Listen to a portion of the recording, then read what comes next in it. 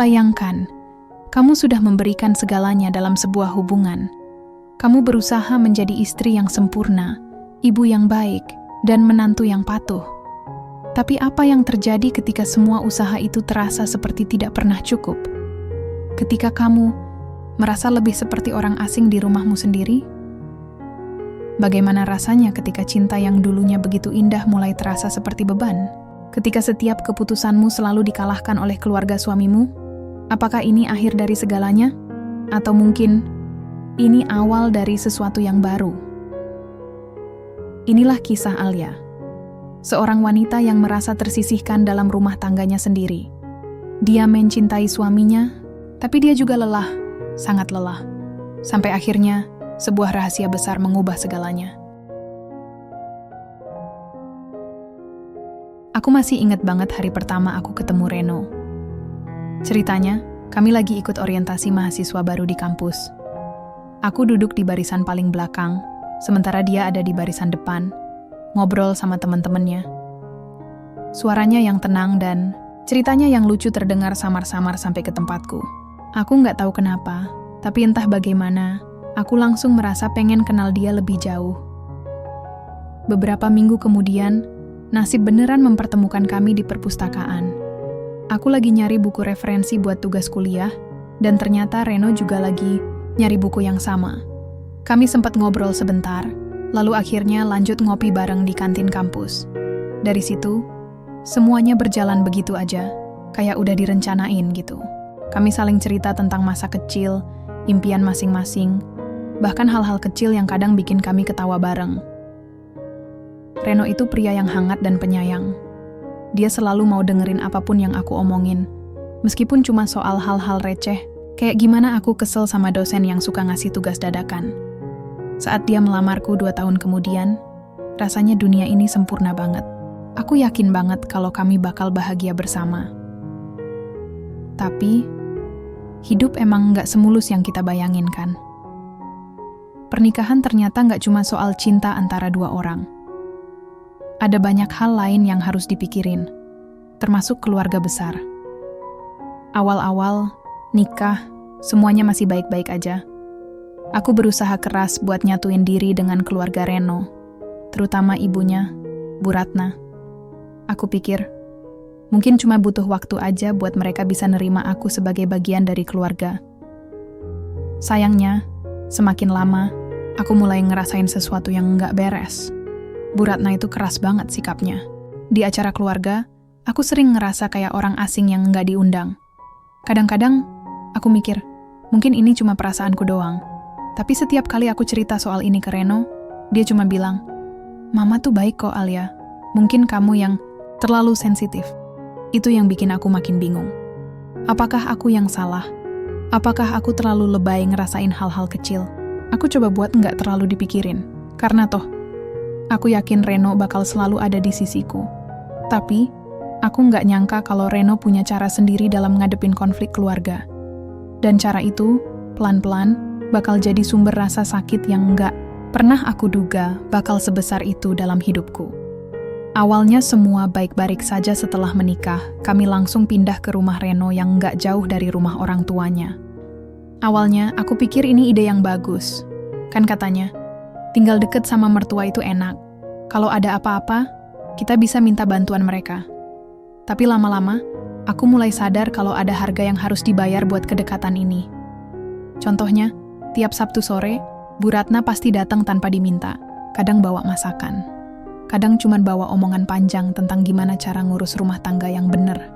Aku sih awalnya cuek aja. Tapi lama-lama aku mulai ngerasa kayak aku nggak punya ruang buat bernapas. Semua yang aku kerjakan selalu dikomentarin. Bahkan cara aku lipat baju aja bisa jadi bahan pembicaraan. Reno? Dia cuma diam. Kadang aku ngelihat dia manggut-manggut setuju sama omongan mamanya. Aku coba ngomong pelan-pelan ke dia. Reno, aku ngerasa nggak nyaman kalau mama datang terus. Tapi jawabannya selalu sama. Mama tuh cuma pengen bantu, Alia. Kamu jangan terlalu dipikirin. Dalam hati, aku cuma bisa geleng-geleng kepala. Gimana nggak dipikirin coba? Setiap kali aku ngerasa udah nyaman, pasti ada aja yang bikin aku ngerasa Kayak aku nggak cukup baik buat keluarga ini. Aku mulai mikir, apakah aku emang nggak cocok jadi bagian dari keluarga Reno? Saat itu, aku masih berusaha sabar meskipun kadang ngerasa tersisih. Aku tetap berusaha sabar. Aku ingat pesan mama aku sebelum aku nikah. Menikah itu bukan cuma tentang kamu dan suamimu. Kamu juga harus bisa menyatu dengan keluarganya. Jadi, aku coba terus berusaha.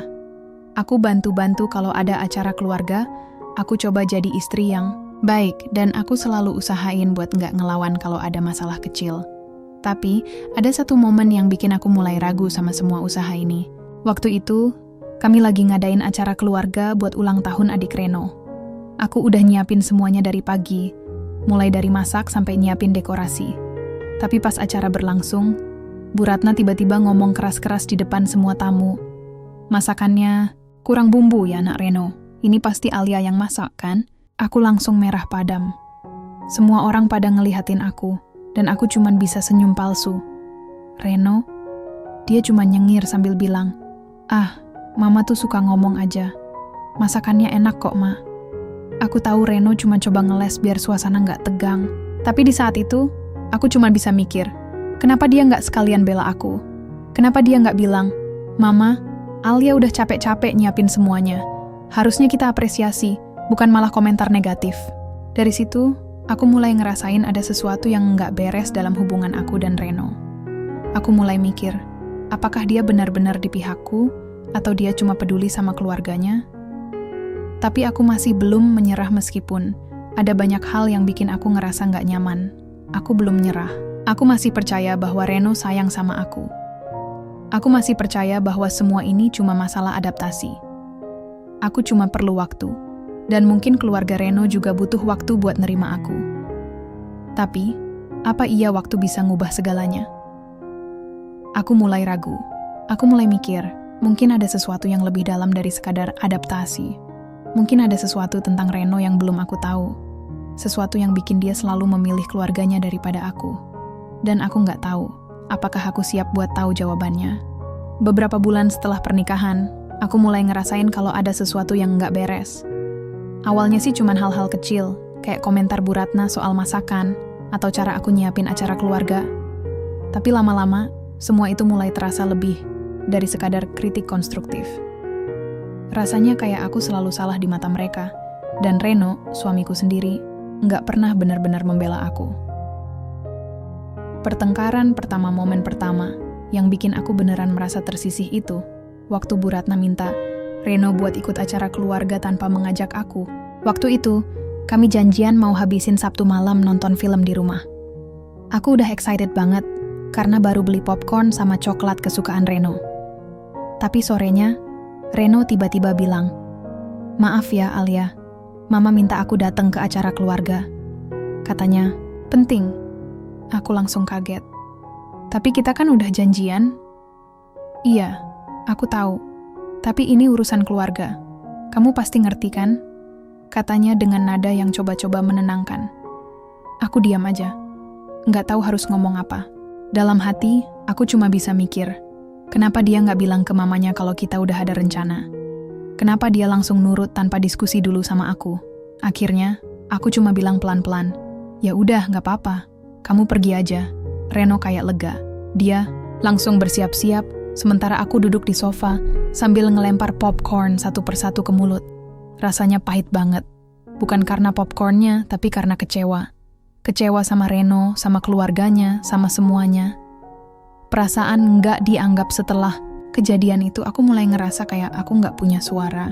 Setiap kali ada masalah, Reno selalu memihak keluarganya. Bahkan masalah sepele sekalipun.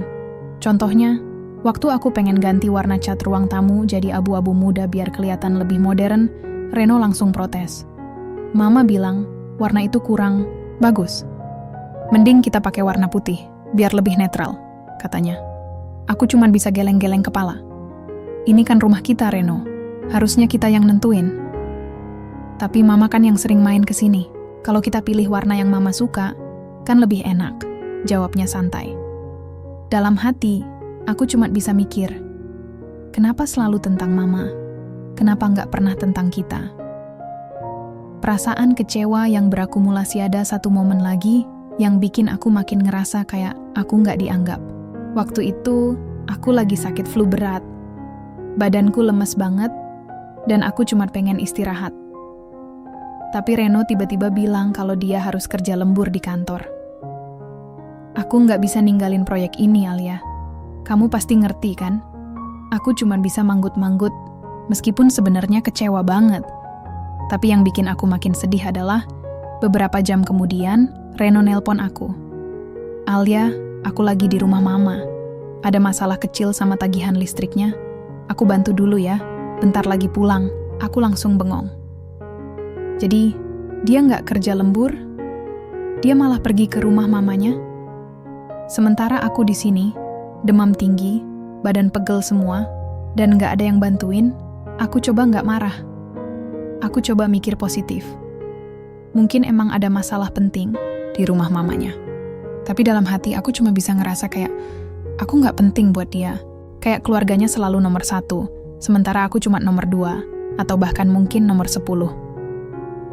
Coba berbicara dengan Reno, aku akhirnya coba ngomong sama Reno soal semua ini.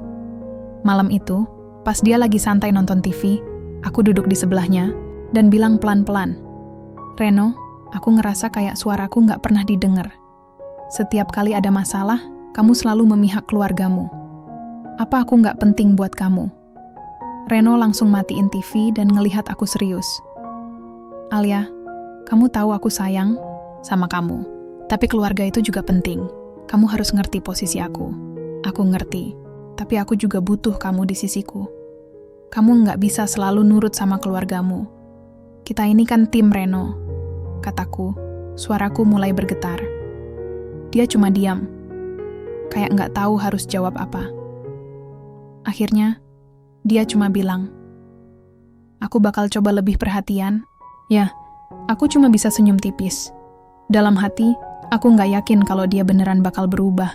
Tapi aku masih coba sabar, masih coba percaya bahwa semua ini cuma butuh waktu. Retak yang mulai terasa, meskipun aku masih berusaha sabar, aku mulai ngerasain ada retakan di hubungan kami. Retakan yang nggak kelihatan di permukaan, tapi dalamnya udah mulai menganga. Aku mulai mikir, apakah aku bisa bertahan dengan kondisi kayak gini? Apakah aku bisa terus hidup di bayang-bayang keluarga Reno? Aku belum tahu jawabannya. Yang aku tahu, aku masih cinta sama Reno. Tapi kadang-kadang, cinta aja nggak cukup buat nahan semua. Rasa kecewa yang mulai berakumulasi. Setelah kejadian-kejadian kecil yang bikin aku makin merasa tersisih, hubungan aku dan Reno mulai berubah. Bukan cuma soal perhatian atau prioritas, tapi juga soal masalah finansial. Ini salah satu hal yang paling bikin aku stres. Aku nggak nyangka kalau uang bisa jadi sumber konflik besar dalam rumah tangga kami. Masalah keuangan yang mulai mengganggu awalnya, semua baik-baik aja. Kami punya budget bulanan yang udah direncanain bareng-bareng. Aku selalu usahain buat hemat, karena aku tahu Reno kerja keras buat ngehasilin uang. Tapi lama-lama, aku mulai ngerasain ada sesuatu yang nggak beres. Setiap kali keluarga Reno datang, pasti ada permintaan dana darurat. Kadang buat biaya renovasi rumah mereka, kadang buat tagihan medis, bahkan kadang cuman buat bantuin adik Reno beli motor baru. Aku coba ngomong pelan-pelan sama Reno, kita kan udah punya rencana keuangan. Kalau terus-terusan kasih uang ke keluargamu, kita bakal kesulitan. Reno cuma nyengir sambil bilang, ah, santai aja Alia. Ini cuma sekali-sekali kok. Keluarga itu penting, kamu harus ngerti. Tapi masalahnya, ini bukan cuma sekali-sekali. Hampir tiap bulan, ada aja permintaan dari keluarga Reno. Dan setiap kali aku ngomong, Reno selalu bilang kalau ini cuma sementara. Tapi kapan sementara itu bakal selesai, aku mulai ngerasa kayak aku hidup di bayang-bayang keluarga Reno. Mereka selalu nomor 1, sementara aku cuma nomor 2. Saat semua meledak, ada satu momen yang akhirnya bikin semuanya meledak. Waktu itu, aku lagi nyiapin budget buat liburan keluarga kecil kami. Udah lama banget aku pengen ajak Reno dan anak-anak, kalau nanti udah punya, buat liburan ke pantai. Aku udah nabung sedikit-sedikit dari uang belanja, demi bisa wujudin impian itu. Tapi tiba-tiba, Bu Ratna nelpon.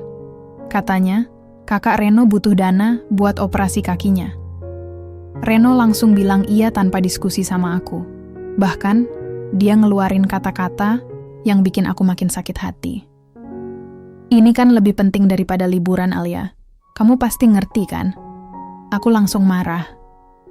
Jadi, maksud kamu, aku nggak boleh punya impian? Selama ini aku hemat, aku kerja keras. Cuma buat disisihin gara-gara keluargamu? Apa aku nggak penting buat kamu? Reno kayak kaget dengar aku ngomong kayak gitu. Dia coba menenangkan. Alia, ini cuman situasi darurat. Nanti kita cari waktu lain buat liburannya. Ya. Tapi kapan, Reno? Kapan kita bisa punya waktu buat diri kita sendiri? Selama ini, aku selalu nurut sama kamu. Aku selalu coba ngerti posisi kamu. Tapi kenapa kamu nggak pernah ngerti posisi aku? Dia diam. Kayak nggak tahu harus jawab apa. Akhirnya, dia cuman bilang, aku bakal coba lebih hati-hati ke depannya, ya. Tapi, aku udah kecewa banget. Dalam hati, aku cuman bisa mikir, apakah dia beneran bakal berubah? Atau ini cuma janji kosong? Perasaan tertindas yang makin dalam setelah kejadian itu, aku mulai ngerasa kayak aku tinggal di penjara emosional. Aku nggak bisa protes terlalu keras, karena takut bikin Reno marah. Tapi di sisi lain, aku juga nggak bisa terus-terusan diam. Aku mulai mikir, apakah ini cara Reno memperlakukan istri? Apakah aku cuma asisten rumah tangga yang dibayar dengan cinta? Aku mulai jarang cerita ke Reno soal masalah-masalah kecil. Aku lebih suka curhat ke sahabatku, Tina. Dia selalu dengerin aku dengan sabar, meskipun kadang-kadang dia cuma bisa bilang, sabar aja, Li. Semua rumah tangga pasti ada masalah. Tapi aku nggak yakin kalau ini cuma masalah biasa. Aku ngerasa kayak aku kehilangan kontrol atas hidupku sendiri. Aku ngerasa kayak kini aku nggak punya hak buat bahagia karena selalu ada keluarga Reno yang lebih penting. Mencoba memperbaiki diri meskipun aku makin tertekan, aku masih coba memperbaiki diri. Aku mulai belajar buat lebih terbuka sama Reno. Aku coba ngomong soal perasaanku tanpa emosi, meskipun kadang-kadang rasanya berat banget. Aku juga mulai mencari cara buat ngehemat uang, biar nggak terlalu terpengaruh sama permintaan keluarga Reno. Tapi semakin aku berusaha, semakin aku sadar kalau masalah ini nggak cuma soal aku. Masalah ini juga tentang Reno, tentang gimana dia memandang keluarga dan gimana dia memprioritaskan orang-orang di sekitarnya. Aku mulai mikir, mungkin ada sesuatu dari masa lalunya yang bikin dia selalu ngikutin kemauan keluarganya. Tapi aku nggak tahu apa itu. Dan aku juga nggak tahu apakah aku siap buat tahu jawabannya. Retak yang makin dalam hubungan kami mulai berubah. Aku mulai menarik diri dari Reno. Kadang-kadang, aku cuman pengen sendirian, nggak pengen ngobrol sama dia. Reno kayak ngerasain perubahan ini, tapi dia nggak tahu harus ngapain. Dia cuman bisa bilang, Alia, kamu kenapa sih? Kok akhir-akhir ini kamu sering diam? Aku cuman bisa senyum tipis. Dalam hati, aku cuman bisa mikir, kalau kamu benar-benar peduli, kamu pasti udah tahu kenapa. Aku belum tahu apa yang bakal terjadi ke depannya. Yang aku tahu, aku masih cinta sama Reno. Tapi cinta aja nggak cukup buat nahan semua rasa kecewa yang mulai menggerogoti hatiku. Setelah masalah keuangan yang bikin aku makin tertekan, hubungan aku dan Reno mulai beneran retak. Aku udah coba sabar, udah coba ngomong baik-baik, tapi semuanya kayak nggak ada hasilnya. Setiap kali aku mikir Reno bakal berubah, dia selalu aja kembali ke pola lama, memihak keluarganya tanpa memikirkan perasaanku. Dan satu hal yang paling bikin aku ngerasa hancur adalah waktu kami harus ngambil keputusan besar soal pendidikan, anak-anak pendidikan anak. Masalah besar. Pertama kami waktu itu, kami lagi bahas soal sekolah buat anak pertama kami, Nadia. Dia baru mau masuk SD tahun depan. Jadi kami harus mulai nyiapin semuanya dari sekarang. Aku udah riset beberapa sekolah negeri favorit di dekat rumah. Biayanya terjangkau, fasilitasnya juga lumayan bagus. Tapi Bu Ratna langsung protes keras pas denger rencana aku. Anak Reno harus masuk sekolah internasional, katanya dengan nada tegas. Ini kan demi masa depan Nadia. Kamu nggak bisa pelit soal pendidikan. Aku langsung kaget. Sekolah internasional? Itu mahal banget. Kami bahkan masih ngumpulin uang buat biaya renovasi rumah. Aku coba ngomong pelan-pelan. Bu, biaya sekolah internasional itu nggak sedikit. Kami harus pikirin kondisi keuangan juga. Bu, Ratna cuma geleng-geleng kepala. Kalau kamu nggak bisa kasih yang terbaik buat anakmu, ya gimana mau jadi ibu yang baik? Ucapan itu beneran ngena banget di hatiku. Aku langsung merah padam. Rasanya kayak aku disalahin atas sesuatu yang enggak bisa aku kontrol. Aku coba cari dukungan dari Reno, tapi dia malah bilang, Mama tuh cuma pengen yang terbaik buat Nadia, Alia. Mungkin kita bisa coba sekolah internasional dulu, lihat gimana nanti. Aku langsung marah. Jadi, kamu lebih nurut sama Mama daripada sama aku? Ini kan keputusan kita berdua, Reno. Reno kayak kaget dengar aku ngomong kayak gitu. Dia cuma diam, sementara aku udah kehabisan kata-kata. Akhirnya, dia bilang pelan-pelan, kita pikirin lagi besok ya, soalnya ini penting banget buat Nadia. Tapi dalam hati, aku cuma bisa mikir, kenapa kamu gak pernah mikirin aku? Kenapa selalu tentang keluargamu? Perasaan dikhianati setelah kejadian itu. Aku makin ngerasa kayak aku dikhianati. Aku udah berusaha jadi istri yang baik, jadi ibu yang baik, tapi kenapa semua usaha aku selalu diabaikan? Kadang-kadang, aku mikir, apa aku emang nggak cukup baik buat Reno? Apa aku cuma asisten rumah tangga yang dibayar dengan cinta? Aku mulai nggak ngomong banyak sama Reno. Kami jarang ngobrol soal hal-hal penting, karena aku udah tahu kalau dia bakal nurut sama keluarganya. Bahkan waktu aku pengen beli mainan edukatif buat Nadia, Reno langsung bilang, nggak usah boros-boros Alia, nanti kita bisa kasih uang buat sekolah internasional aja. Aku cuma bisa manggut-manggut meskipun sebenarnya kecewa banget. Dalam hati, aku cuma bisa mikir, kenapa kamu selalu mikirin keluargamu duluan? Kenapa kamu nggak pernah mikirin aku atau Nadia? Coba memperbaiki hubungan aku, akhirnya coba ngomong lagi sama Reno soal semua ini. Malam itu, pas Nadia udah tidur, aku duduk di sebelahnya dan bilang pelan-pelan, Reno, aku ngerasa kayak aku nggak dianggap. Setiap kali ada masalah, kamu selalu memihak keluargamu. Apa aku nggak penting buat kamu? Reno langsung ngelihat aku serius. Alia, aku sayang sama kamu. Tapi kamu harus ngerti posisi aku. Keluarga itu penting. Aku ngerti, tapi kita ini tim, Reno. Kamu nggak bisa selalu nurut sama keluargamu. Kita harus mikirin masa depan kita sendiri juga. Dia cuma diam, kayak nggak tahu harus jawab apa. Akhirnya, dia cuma bilang, aku bakal coba lebih perhatian ya. Tapi aku udah kecewa banget. Kata-katanya terdengar kosong, kayak janji-janji yang nggak bakal pernah ditepatin. Aku mulai ragu apakah dia beneran peduli sama aku, atau cuma ngikutin arus aja. Retak yang makin dalam hubungan kami mulai dingin. Aku mulai menarik diri dari Reno.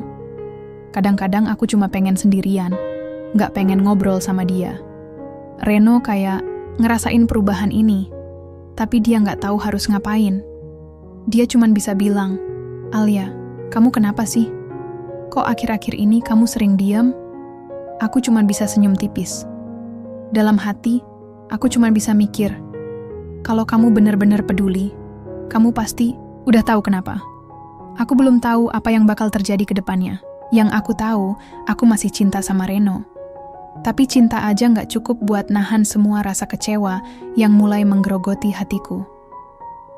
Pikiran untuk pergi ada, satu momen yang bikin aku mulai mikir serius buat pergi. Waktu itu, aku lagi ngobrol sama Tina, sahabatku. Aku cerita semua masalah aku sama Reno. Dia cuma bisa dengerin dengan sabar, meskipun kadang-kadang dia cuma bisa bilang, sabar aja Li, semua rumah tangga pasti ada masalah. Tapi aku udah capek sabar. Aku mulai mikir, mungkin aku butuh waktu buat menjauh dari Reno.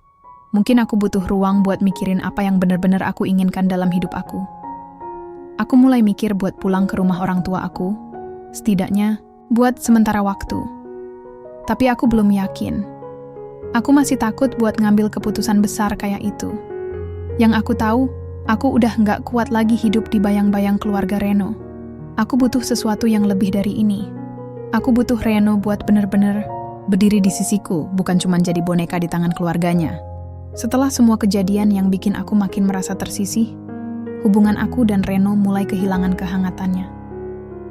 Aku udah coba sabar, udah coba ngomong baik-baik, tapi semuanya kayak nggak ada hasilnya.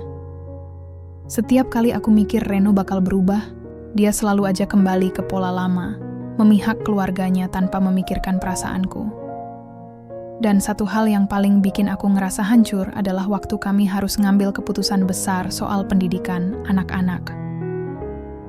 Hubungan yang mulai dingin hubungan. Aku dan Reno udah nggak kayak dulu lagi. Kami jarang ngobrol soal hal-hal penting, karena aku udah tahu kalau dia bakal nurut sama keluarganya. Bahkan waktu aku pengen beli mainan edukatif buat Nadia, Reno langsung bilang, "Nggak usah boros-boros Alia, nanti kita bisa kasih uang buat sekolah internasional aja." Aku cuman bisa manggut-manggut meskipun sebenarnya kecewa banget. Dalam hati, aku cuman bisa mikir, kenapa kamu selalu mikirin keluargamu duluan? Kenapa kamu nggak pernah mikirin aku atau Nadia? Kami mulai jarang ngobrol bareng. Di rumah, suasana jadi dingin. Kadang-kadang, aku cuma pengen sendirian, nggak pengen ngobrol sama dia. Reno kayak ngerasain perubahan ini, tapi dia nggak tahu harus ngapain. Dia cuma bisa bilang, "Alia, kamu kenapa sih? Kok akhir-akhir ini kamu sering diam?" Aku cuma bisa senyum tipis. Dalam hati, aku cuma bisa mikir, kalau kamu benar-benar peduli, kamu pasti udah tahu kenapa. Pikiran untuk pergi ada satu momen yang bikin aku mulai mikir serius buat pergi. Waktu itu, aku lagi ngobrol sama Tina sahabatku. Aku cerita semua masalah aku sama Reno. Dia cuma bisa dengerin dengan sabar. Meskipun kadang-kadang dia cuma bisa bilang, "Sabar aja Li, semua rumah tangga pasti ada masalah." Tapi aku udah capek sabar. Aku mulai mikir, mungkin aku butuh waktu buat menjauh dari Reno. Mungkin aku butuh ruang buat mikirin apa yang benar-benar aku inginkan dalam hidup aku. Aku mulai mikir buat pulang ke rumah orang tua aku. Setidaknya buat sementara waktu. Tapi aku belum yakin. Aku masih takut buat ngambil keputusan besar kayak itu. Yang aku tahu, aku udah nggak kuat lagi hidup di bayang-bayang keluarga Reno. Aku butuh sesuatu yang lebih dari ini. Aku butuh Reno buat benar-benar berdiri di sisiku. Bukan cuma jadi boneka di tangan keluarganya. Keputusan buat pindah rumah akhirnya, aku ngambil keputusan. Aku pengen pindah rumah. Bukan cuma buat ngelupain semua masalah, tapi juga biar aku bisa punya jarak dari keluarga Reno. Aku coba ngomong pelan-pelan sama Reno. "Reno, aku pengen kita pindah rumah, biar kita bisa punya waktu buat diri kita sendiri." Reno langsung kaget. "Pindah rumah? Kenapa? Kita kan udah nyaman di sini." Aku nggak nyaman, Reno. Aku ngerasa kayak aku nggak punya ruang buat bernapas. Setiap hari, aku harus ngadepin keluargamu. Aku butuh waktu buat diri kita sendiri. Reno kayak nggak ngerti. Tapi mama tuh cuma pengen bantu, Alia. Kamu kenapa sih? Nggak bisa nerima mereka? Aku langsung marah. Ini bukan soal nerima atau nggak nerima, Reno. Ini soal aku yang ngerasa tersisih. Kamu selalu nurut sama keluargamu, sementara aku cuma nomor 2. Reno kayak bingung harus jawab apa. Akhirnya, dia cuma bilang, "Aku bakal pikirin lagi, ya." Retak yang makin dalam setelah pembicaraan itu, hubungan kami makin dingin.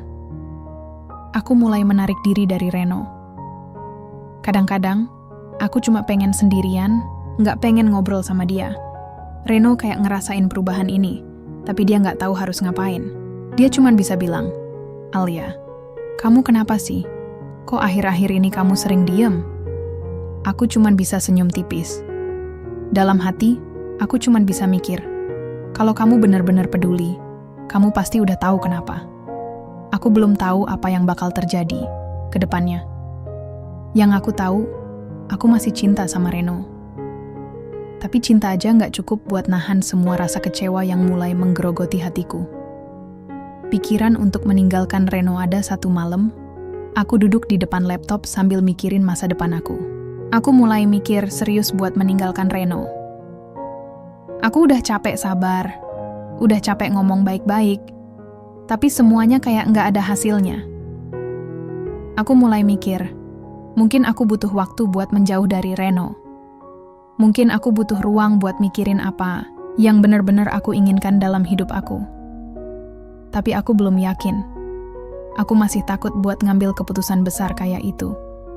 Yang aku tahu, aku udah gak kuat lagi hidup di bayang-bayang keluarga Reno. Aku butuh sesuatu yang lebih dari ini.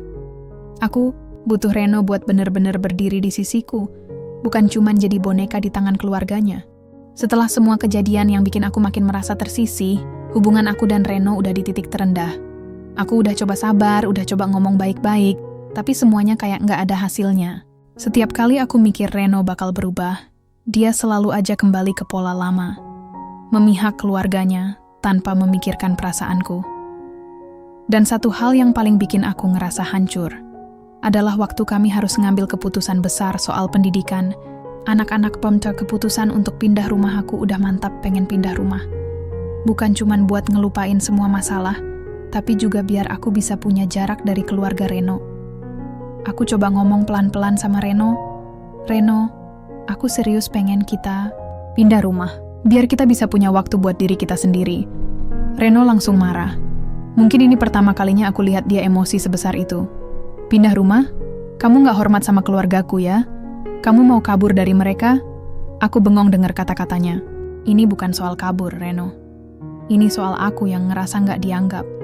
Kamu selalu nurut sama keluargamu, sementara aku cuma nomor 2.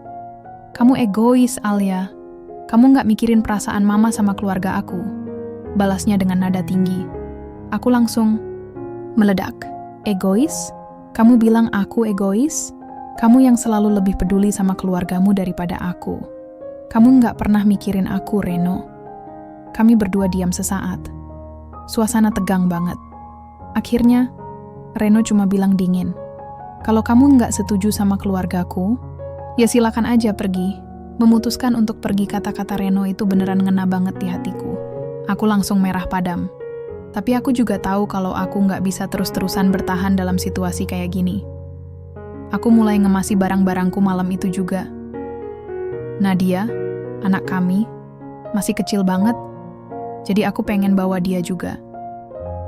Tapi waktu aku ngomong sama Reno soal Nadia, dia langsung protes keras. Nadia nggak boleh ikut kamu, Alia. Dia anakku juga. Aku langsung merasa dilema. Di satu sisi, aku pengen Nadia tetap deket sama aku. Tapi, di sisi lain, aku nggak mau bikin hidupnya lebih ribet karena pertengkaran aku sama Reno. Akhirnya, aku putusin buat ninggalin Nadia sama Reno. Setidaknya sampai aku bisa nyiapin semuanya di tempat baru. Aku cuma bisa peluk Nadia erat-erat sebelum pergi. Aku bisikin pelan-pelan, Mama sayang banget sama kamu, Nak. Maafin Mama ya, tapi Mama harus pergi dulu. Nanti Mama pasti datang lagi buat kamu. Nadia cuma senyum polos. Dia belum ngerti apa-apa tentang masalah orang dewasa. Tapi bagi aku, momen itu rasanya kayak pisau yang nusuk hati. Pulang ke rumah orang tua aku, akhirnya pulang ke rumah orang tua, aku. Mama langsung nangis pas lihat aku datang. Kenapa kamu pulang, Li? Ada apa sama Reno? Aku cuma bisa nangis sambil cerita semua masalah aku. Mama langsung nyerahin tisu sambil bilang, sabar ya nak, semua masalah pasti ada jalan keluarnya. Tapi, aku udah capek sabar. Aku cuma pengen istirahat dari semua tekanan ini. Aku pengen punya waktu buat mikirin apa yang benar-benar aku inginkan dalam hidup aku. Reno yang mulai menyesal di sisi lain. Reno mulai ngerasain penyesalan. Dia mulai sadar kalau aku udah benar-benar pergi. Dia mulai mikirin semua hal yang udah terjadi. Dia ngehubungin aku beberapa kali, tapi aku selalu matiin HP. Aku belum siap buat ngomong sama dia. Suatu hari, Mama nelpon aku. Reno datang ke sini, Li. Dia minta maaf sama Mama sama Papa. Dia bilang dia salah. Aku cuma bisa diam. Dalam hati, aku cuma bisa mikir. Apa ini cuma kata-kata kosong lagi? Apa dia beneran nyesel? Aku belum yakin. Aku masih butuh waktu buat mikirin semuanya. Yang aku tahu, aku udah gak kuat lagi hidup di bayang-bayang keluarga Reno. Aku butuh sesuatu yang lebih dari ini. Aku butuh Reno buat bener-bener berdiri di sisiku, bukan cuma jadi boneka di tangan keluarganya. Retak yang makin dalam hubungan kami udah di titik terendah. Aku mulai menarik diri dari Reno. Kadang-kadang, aku cuma pengen sendirian, gak pengen ngobrol sama dia. Reno kayak ngerasain perubahan ini, tapi dia gak tahu harus ngapain. Dia cuma bisa bilang, "Alia, kamu kenapa sih? Kok akhir-akhir ini kamu sering diam?" Aku cuma bisa senyum tipis. Dalam hati, aku cuma bisa mikir, kalau kamu benar-benar peduli, kamu pasti udah tahu kenapa. Aku belum tahu apa yang bakal terjadi ke depannya. Yang aku tahu, aku masih cinta sama Reno. Tapi cinta aja nggak cukup buat nahan semua rasa kecewa yang mulai menggerogoti hatiku. Setelah aku pulang ke rumah orang tua, hidupku mulai berubah. Aku merasa lega, karena akhirnya bisa menjauh dari semua tekanan yang selama ini bikin aku tertekan. Tapi di sisi lain, ada rasa hampa yang nggak bisa hilang. Aku masih mikirin Reno dan Nadia. Aku ngerasa bersalah karena ninggalin Nadia, tapi aku juga tahu kalau aku nggak bisa terus-terusan bertahan dalam situasi kayak gitu. Reno yang mulai menyesal beberapa hari setelah aku pergi, Reno mulai ngerasain penyesalan. Dia mulai sadar bahwa aku udah bener-bener meninggalkannya. Dia mulai mikirin semua hal yang udah terjadi. Dia ngehubungin aku beberapa kali, tapi aku selalu matiin HP. Aku belum siap buat ngomong sama dia. Suatu hari, Mama nelpon aku. "Reno datang ke sini, Li." Dia minta maaf sama Mama sama Papa. Dia bilang dia salah. Aku cuman bisa diam. Dalam hati aku cuman bisa mikir, apa ini cuma kata-kata kosong lagi? Apa dia beneran nyesel? Mama melanjutkan, "Dia kelihatan banget nyesel, Alia. Kamu nggak pengen coba ngobrol dulu?" Aku ragu. Aku masih belum yakin apakah Reno beneran berubah atau cuman ngomong manis biar aku balik. Tapi setelah mikir panjang, aku akhirnya putusin buat ketemu dia. Bukan karena aku langsung percaya kata-katanya, tapi karena aku butuh jawaban jujur soal semuanya. Pertemuan pertama setelah pergi kami janjian ketemu di taman, dekat rumah orang tuaku. Reno datang sendirian, kelihatan lelah dan stres. Pas lihat aku, dia langsung nyerahin senyum tipis. "Halo Alia." Aku cuma balas pelan-pelan, "Halo." Kami duduk di bangku taman tanpa ngomong apa-apa selama beberapa menit. Akhirnya Reno yang mulai duluan. "Alia, aku minta maaf. Aku nggak sadar kalau kamu selama ini ngerasa tersisih. Aku cuma pengen kasih yang terbaik buat keluarga kita. Tapi ternyata aku malah bikin kamu menderita." Aku diam aja. Aku belum tahu harus jawab apa. Dalam hati, aku cuma bisa mikir, kenapa kamu baru sadar sekarang? Reno lanjut ngomong, "Aku ngerti kalau aku selalu nurut sama keluargaku. Aku nggak mikirin perasaan kamu. Aku salah banget, Alia." Aku akhirnya ngomong, "Pelan-pelan, Reno, aku capek. Aku udah coba sabar, udah coba ngomong baik-baik, tapi semuanya kayak nggak ada hasilnya. Kamu selalu lebih peduli sama keluargamu daripada aku. Aku ngerasa kayak aku nggak penting buat kamu." Reno langsung nunduk. Dia kayak nggak tahu harus jawab apa. Akhirnya, dia cuma bilang, "Aku nggak bakal nurutin keluargaku lagi kalau itu bikin kamu sakit hati. Aku janji, Alia." Tapi aku masih ragu. Kata-katanya terdengar tulus, tapi aku tahu kata-kata aja nggak cukup. Aku butuh bukti nyata kalau dia beneran berubah. Nadia. Jadi penyebab kepedulian pas ngomongin Nadia, Reno langsung kelihatan sedih. "Alia, Nadia nanyain kamu terus. Dia nangis tiap malam sampai sekarang. Aku nggak tahu gimana cara ngejelasin ke dia kenapa kamu nggak ada." Aku langsung merasa dilema. Di satu sisi, aku pengen balik demi Nadia. Tapi di sisi lain, aku takut kalau aku balik tanpa ada jaminan bahwa semuanya bakal berubah. Aku cuma bisa bilang pelan-pelan, "Reno, aku pengen Nadia bahagia. Tapi aku juga butuh waktu buat mikirin semuanya." Reno langsung protes. "Kamu nggak bisa ninggalin Nadia, Alia. Dia butuh kamu." Aku langsung marah. "Kamu pikir aku nggak sayang sama Nadia? Kamu pikir aku ninggalin dia dengan mudah? Aku ninggalin dia karena aku nggak kuat lagi hidup di bayang-bayang keluargamu." Kami berdua diam sesaat. Suasana tegang banget. Akhirnya, Reno cuma bilang, "Aku bakal usaha buat berubah, Alia. Aku janji." Retak yang belum sembuh setelah pertemuan itu, aku mulai mikirin semuanya. Aku masih ragu apakah Reno beneran bakal berubah atau cuman ngomong manis biar aku balik. Aku mulai mikir, mungkin aku butuh waktu lebih lama buat memastikan semuanya. Di sisi lain, Reno mulai ngehubungin aku lebih sering. Dia selalu cerita soal Nadia, gimana dia nangis tiap malam, gimana dia nanyain aku terus. Aku mulai ngerasa bersalah. Tapi aku juga tahu kalau aku nggak bisa terus-terusan korbankan diriku sendiri demi orang lain. Keputusan untuk memberi satu kesempatan akhirnya, aku putusin buat kasih Reno satu kesempatan terakhir. Tapi aku kasih syarat. Dia harus benar-benar berdiri di sisiku, bukan cuma jadi boneka di tangan keluarganya. Aku ngomong pelan-pelan. Reno, aku mau kasih kamu satu kesempatan terakhir, tapi aku pengen kamu benar-benar berubah. Aku nggak mau hidup kayak gini lagi. Reno langsung manggut-manggut. Aku bakal usaha keras, Alia. Aku janji. Aku belum yakin sepenuhnya. Tapi aku tahu, aku harus kasih dia kesempatan buat membuktikan kata-katanya. Yang aku tahu, aku masih cinta sama Reno. Tapi cinta aja nggak cukup buat nahan semua rasa kecewa yang mulai menggerogoti hatiku. Setelah aku kasih Reno satu kesempatan terakhir, hubungan kami mulai ada titik terang. Tapi aku masih belum sepenuhnya percaya sama janji-janji dia. Aku butuh sesuatu yang lebih nyata, bukti bahwa dia beneran bakal berubah. Dan ternyata, jawabannya datang dari rahasia besar yang selama ini dia simpen sendirian. Pertemuan lagi di taman beberapa hari setelah pertemuan pertama di taman, Reno ngajak aku ketemu lagi. Kali ini, dia kelihatan lebih serius. Dia duduk di bangku taman sambil megang secangkir kopi, kayak orang yang punya beban berat banget di pundaknya. Pas lihat aku, dia langsung nyerahin senyum tipis. Halo Alia, aku cuman balas pelan-pelan, halo. Kami duduk tanpa ngomong apa-apa selama beberapa menit. Akhirnya, Reno yang mulai duluan.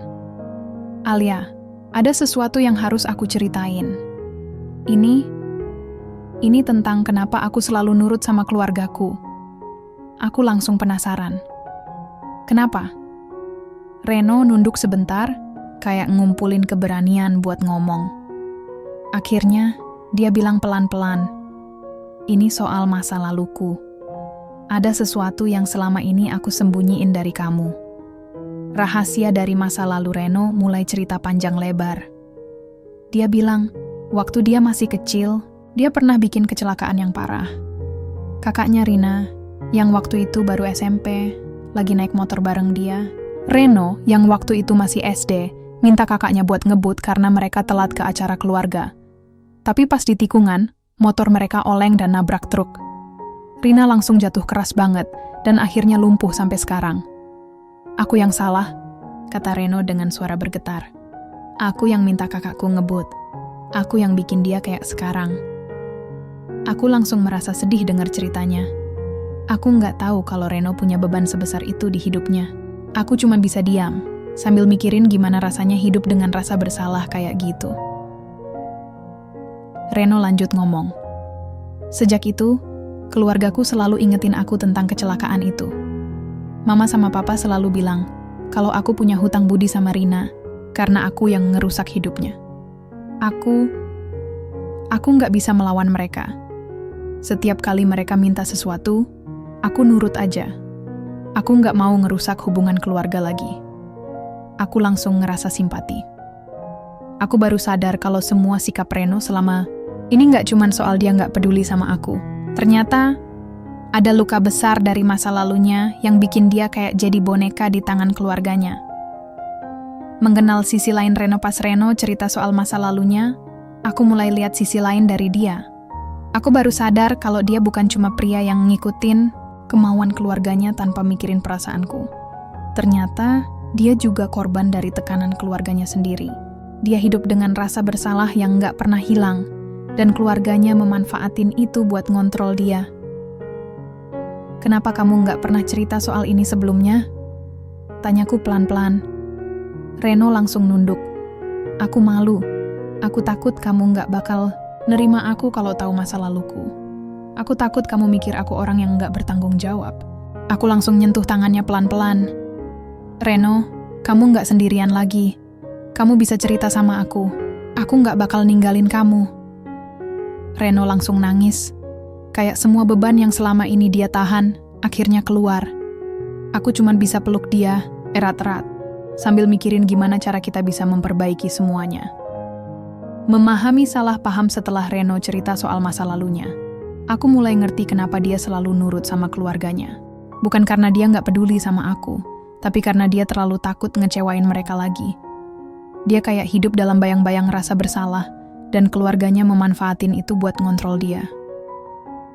Aku ngomong pelan-pelan, "Reno, kamu nggak bisa terus-terusan hidup kayak gini. Kamu harus berani berdiri di sisiku. Kamu nggak bisa biarin keluargamu ngontrol hidupmu kayak gini." Reno langsung manggut-manggut.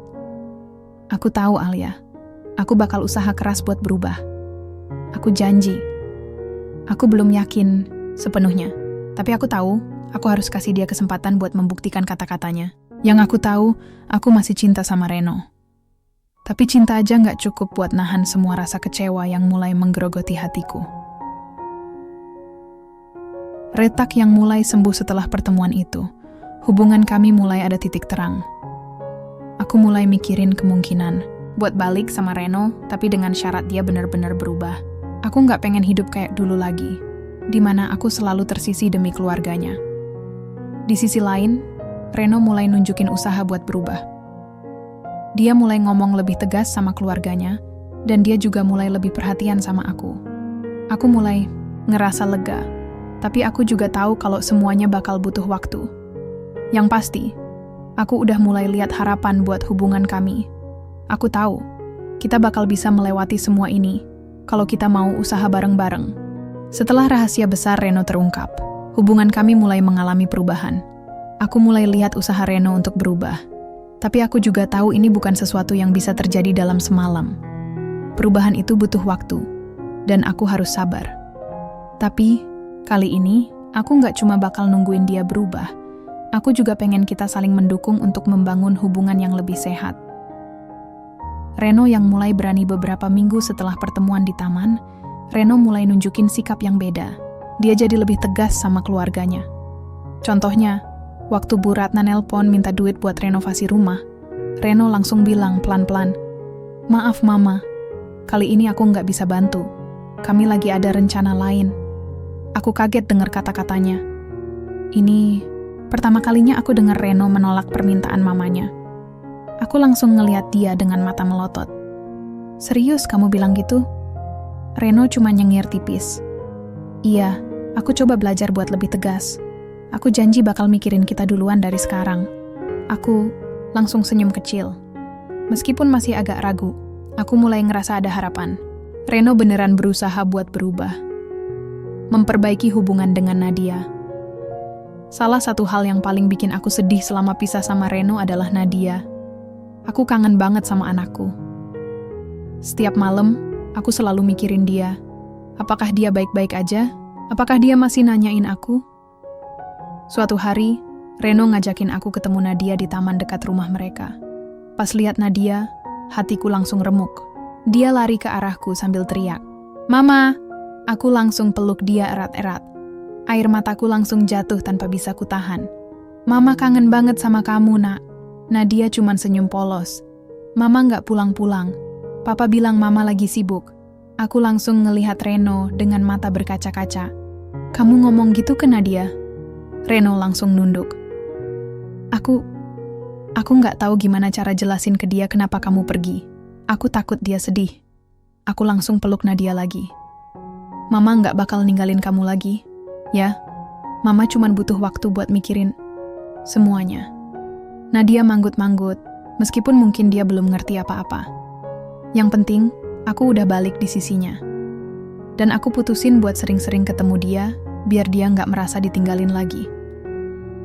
Melibatkan diri dalam keputusan besar setelah aku mulai deket lagi sama Reno dan Nadia, aku juga mulai dilibatin lagi dalam keputusan-keputusan besar, misalnya soal sekolah Nadia. Reno ngajakin aku diskusi soal rencana pendidikan Nadia, dan kali ini dia nggak nurutin omongan mamanya begitu aja. Mama bilang kita harus masukin Nadia ke sekolah internasional, katanya pelan. Tapi aku mikir, mungkin sekolah negeri favorit juga udah cukup bagus. Kamu gimana pendapatnya? Aku langsung senyum kecil. Aku setuju sama kamu. Sekolah negeri favorit juga udah bagus kok. Kita bisa alokasikan duitnya buat tabungan masa depan Nadia. Reno langsung manggut-manggut. Oke, kita sepakat. Aku bakal ngomong ke mama kalau kita udah mutusin ini bareng-bareng. Aku langsung ngerasa lega. Ini pertama kalinya Reno ngambil keputusan bareng aku, tanpa dipengaruhi keluarganya. Aku mulai ngerasa kayak aku beneran punya suara dalam rumah tangga ini. Tantangan baru dari keluarga Reno. Meskipun Reno mulai berani, keluarganya, terutama Bu Ratna, masih sering protes. Waktu Reno ngomong kalau kita nggak bakal masukin Nadia ke sekolah internasional, Bu Ratna langsung marah. Kamu pikir masa depan Nadia nggak penting? Kamu ngikutin kemauan Alia aja. Reno langsung menjawab tegas, Mama, ini keputusan aku sama Alia. Kami udah mikirin yang terbaik buat Nadia. Bu Ratna langsung diam. Kayak nggak nyangka Reno bakal ngomong kayak gitu. Aku cuma bisa senyum kecil dalam hati. Meskipun Bu Ratna masih nggak suka sama aku, setidaknya Reno udah mulai belajar buat ngambil keputusan sendiri. Membangun kehidupan baru setelah semua kejadian itu, aku mulai mikirin kemungkinan buat balik lagi sama Reno. Tapi kali ini, aku nggak bakal tinggal di rumah yang deket sama keluarganya. Aku pengen kita pindah ke tempat baru, biar kita bisa punya ruang buat diri kita sendiri. Reno, aku serius pengen kita pindah rumah, kataku suatu malam pas kami lagi ngobrol. Reno langsung manggut-manggut. Aku setuju, kita cari tempat yang nyaman buat kita sama Nadia, biar kita bisa punya waktu buat diri kita sendiri. Aku langsung senyum lebar. Ini pertama kalinya Reno benar-benar mendukung ide aku pindah rumah. Aku mulai ngerasa kayak kita beneran bisa memulai lagi dari awal. Retak yang semakin sembuh hubungan kami mulai ada titik terang. Reno beneran berusaha keras buat berubah, dan aku juga mulai percaya sama janji-janji dia. Meskipun kadang-kadang masih ada konflik kecil, kita udah mulai belajar buat komunikasi lebih baik. Aku tahu perubahan gak bakal terjadi dalam semalam. Tapi yang pasti, aku udah mulai lihat harapan buat hubungan kami. Aku yakin, kalau kita mau usaha bareng-bareng, kita bakal bisa melewati semua ini. Setelah semua yang terjadi, konflik, kekecewaan, rahasia besar, dan perubahan, aku akhirnya mulai percaya lagi sama Reno. Dia beneran nunjukin usaha buat berubah, dan aku juga belajar buat ngasih dia kesempatan kedua. Kita memutuskan buat pindah ke rumah baru, jauh dari keluarga Reno, biar kita bisa punya ruang buat membangun hubungan yang lebih sehat. Pindah ke rumah baru kami nggak terlalu besar, tapi nyaman banget. Ada halaman kecil di depan buat Nadia main, sama dapur yang cukup luas buat aku masak. Aku langsung ngerasa kerasan pas pertama kali masuk ke sini. Ini kayak awal baru buat kita bertiga. Pas kita lagi nyiapin barang-barang di kamar, Reno tiba-tiba bilang pelan-pelan, Alia, makasih ya. Udah kasih aku kesempatan kedua. Aku cuma senyum kecil. Kita masih harus usaha keras, Reno. Tapi aku yakin, kalau kita mau kerja bareng, kita bakal bisa melewati semuanya. Reno langsung peluk aku erat-erat. Aku janji bakal jadi suami yang lebih baik buat kamu. Aku nggak bakal nurut sama keluargaku lagi kalau itu bikin kamu sakit hati. Aku langsung ngerasa lega. Meskipun aku tahu ini bakal butuh waktu, setidaknya Reno udah mulai nunjukin komitmennya. Nadia yang bahagia Nadia juga langsung nyesuaiin diri di rumah baru. Dia seneng banget ada halaman buat main sama teman-temannya. Setiap malam, dia selalu cerita soal sekolah atau mainan baru yang dia pengenin. Aku sama Reno mulai punya waktu buat dengerin ceritanya tanpa gangguan dari luar. Suatu hari, Nadia tiba-tiba bilang, Mama sama Papa kayaknya makin sering ketawa ya sekarang. Aku langsung ngelihat Reno sambil senyum. Iya nak, Mama sama Papa lagi belajar buat lebih bahagia bareng-bareng. Nadia manggut-manggut polos. Bagus dong, aku seneng lihat Mama sama Papa ketawa. Aku langsung peluk dia erat-erat. Dalam hati, aku cuma bisa mikir, inilah yang aku pengenin, keluarga kecil yang bahagia. Perubahan di mata keluarga Reno. Meskipun kita udah pindah, keluarga Reno, terutama Bu Ratna, masih sering nelpon atau datang ke rumah. Tapi kali ini, Reno udah lebih tegas. Dia nggak ragu buat bilang kalau kita butuh waktu buat diri sendiri. Mama, aku sayang sama Mama. Tapi aku juga butuh waktu buat fokus sama Alia sama Nadia, kata Reno suatu hari pas Bu Ratna nelpon. Bu Ratna langsung protes. Kamu ninggalin keluarga cuman gara-gara Alia? Enggak, Ma. Ini soal aku sama Alia mau. Bangun hubungan yang lebih sehat. Kamu pasti ngerti kan? Balas Reno dengan nada tegas. Bu Ratna akhirnya diam. Meskipun mungkin dia masih nggak suka sama aku, setidaknya Reno udah mulai belajar buat ngambil keputusan sendiri, tanpa takut ngecewain mereka. Membangun kehidupan yang seimbang setelah kita pindah, aku mulai merasakan sesuatu yang beda dalam hubungan kami. Nggak ada lagi tekanan dari keluarga Reno, dan aku juga mulai merasa lebih didengerin sama Reno. Kita mulai belajar buat komunikasi lebih baik, meskipun kadang-kadang masih ada konflik kecil. Suatu malam, pas kita lagi santai di ruang tamu, aku ngomong pelan-pelan, "Reno, aku pengen kita terus belajar buat jadi tim yang solid. Jangan sampai ada lagi hal-hal yang bikin kita saling tersisih." Reno langsung manggut-manggut. "Aku setuju, kita bakal selalu omongin apa aja yang bikin kita nggak nyaman. Aku nggak mau ada rahasia lagi di antara kita." Aku langsung senyum lebar. Ini pertama kalinya aku ngerasa kayak kita beneran satu tim. Nggak ada lagi aku di satu sisi dan keluarganya di sisi lain. Sekarang, kita bertiga, aku, Reno, sama Nadia, adalah satu tim. Retak yang sembuh sepenuhnya hubungan kami udah mulai pulih sepenuhnya. Reno beneran nunjukin usaha buat berubah, dan aku juga belajar buat lebih sabar sama dia. Meskipun masa lalu kita penuh sama rasa kecewa, kita berhasil melewatinya karena kita mau usaha bareng-bareng. Aku tahu, nggak ada hubungan yang sempurna. Pasti bakal ada tantangan baru ke depannya. Tapi yang penting, kita udah belajar buat ngadepin semuanya bareng-bareng. Aku yakin, kalau kita terus usaha, kita bakal bisa bangun keluarga kecil yang bahagia. Pesan terakhir buat pembaca cerita aku sama Reno, ngajarin aku satu hal penting. Cinta aja nggak cukup buat mempertahankan hubungan. Kita butuh komitmen, komunikasi, sama usaha keras buat melewati semua rintangan. Kadang-kadang, kita bakal ngerasa capek, ngerasa tersisih, atau ngerasa nggak dianggap. Tapi kalau kita mau usaha bareng-bareng, kita bakal bisa melewati semuanya. Aku harap cerita aku bisa ngasih motivasi buat orang-orang yang lagi ngadepin masalah dalam hubungan mereka. Jangan takut buat ngomong soal perasaan kalian, jangan takut buat minta maaf, sama jangan takut buat ngasih kesempatan kedua. Yang penting, jangan pernah menyerah buat mencari kebahagiaan. Inilah akhir dari kisah Alia dan Reno. Perjalanan mereka penuh dengan air mata, rasa sakit, dan penyesalan, tapi juga penuh harapan, perjuangan, dan cinta yang tak pernah menyerah.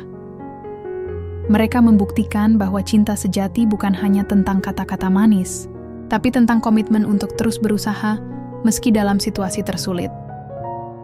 Jika kamu suka dengan cerita ini, jangan lupa like, komen, dan share video ini ke teman-temanmu, karena setiap cerita memiliki pelajaran berharga yang bisa kita petik bersama. Dan jika kamu ingin menonton lebih banyak cerita inspiratif seperti ini, klik tombol subscribe di bawah dan aktifkan lonceng notifikasi.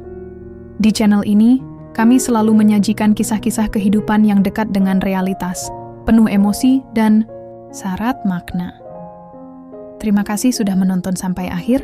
Sampai jumpa di video berikutnya, dan ingat, setiap masalah pasti ada jalan keluarnya. Jangan pernah menyerah.